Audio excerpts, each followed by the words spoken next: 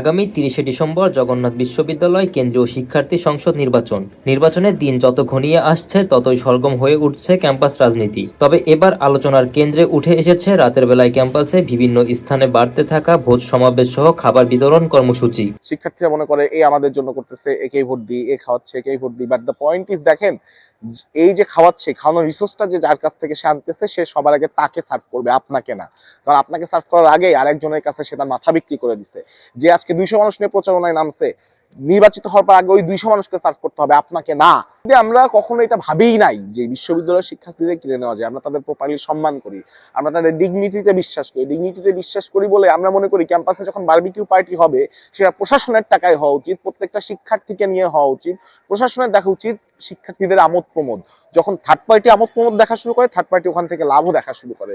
আমি জানি না এই লাভের হিসাব যখন তারা করতে আসবে, তখন শিক্ষার্থীদের উপর কোন ধরনের জুলুম নেমে আসবে। সেই জুলুম নিয়ে আমরা শঙ্কিত। যেখানে 15,000 টাকার বেশি খরচ করতে পারবেন একজন প্রার্থী, সেখানে প্রত্যেকটা দিন যে পরিমাণে হাজার হাজার লক্ষ লক্ষ টাকা খরচ হচ্ছে, সেটা আসলে আমাদেরকে ব্যথিত করছে। যে আমাদের ক্যাম্পাসে প্রতিদিন সন্ধ্যার পরে যে পরিমাণে এখানে জেলা ছাত্র কল্যাণের নামে বিভিন্ন রকমের বারবিকিউ পার্টি হচ্ছে, বগোজ, আমাদের মুক্ত মঞ্চ এবং দ্বিতীয় ক্যাম্প গেটের বাইরে, এই যে একটা আনন্দপূর্ণ অবস্থা, এটার আসলে মূল উদ্দেশ্যগুলো যদি আমরা খতিয়ে দেখি, আমরা জানতে পারবো যে প্রত্যেকটা জেলা ছাত্র কল্যাণকে একটা বড় অঙ্কের ফান্ডিং দিচ্ছে বড় রকমের প্যানেলগুলো। এটা মানে আপনাকে স্পষ্টকরণ করলে বলে দিতে পারি যে এখানে ছাত্রদল এবং একই সাথে ছাত্র শিবির, এই দুইটা প্যানেল প্রচুর পরিমাণে এখানে ফান্ডিং করছে এবং এটা একদম সবার ওপেন। গুলো আছে তাদের ঈদ ধরে তাদের ফান্ডিং এ হচ্ছে এই বিষয়গুলো হচ্ছে, এবং এই জিনিসটা হচ্ছে প্রত্যক্ষভাবে না হলেও পরোক্ষভাবে সেভাবেই হচ্ছে। কারণ আপনি দেখবেন যে এত আবেজ একসাথে হচ্ছে, অনেকগুলো আয়োজন। এর আগে আপনি জগন্নাথ বিশ্ববিদ্যালয়ের ইতিহাসে দেখেছেন বলে আমার মনে হয় না।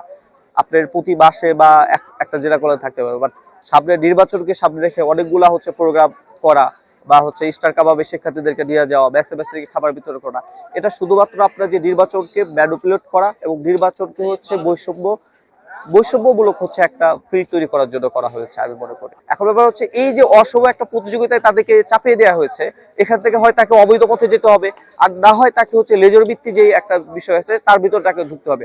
অর্থাৎ সুস্থ যে কালচারটা বা সুস্থ যে রাজনীতিটা, সেটা আর হয়ে উঠছে না, এবং এভাবে দেখা যাচ্ছে বৈষম্যটা সবচেয়ে বেশি পরিমাণে তৈরি হচ্ছে। আসলে এই প্রোগ্রামগুলো আগে ক্যাম্পাসে কোথায় ছিল? কেন যোগসু নির্বাচনের কিছুদিন আগেই এইসব প্রোগ্রামগুলো হচ্ছে?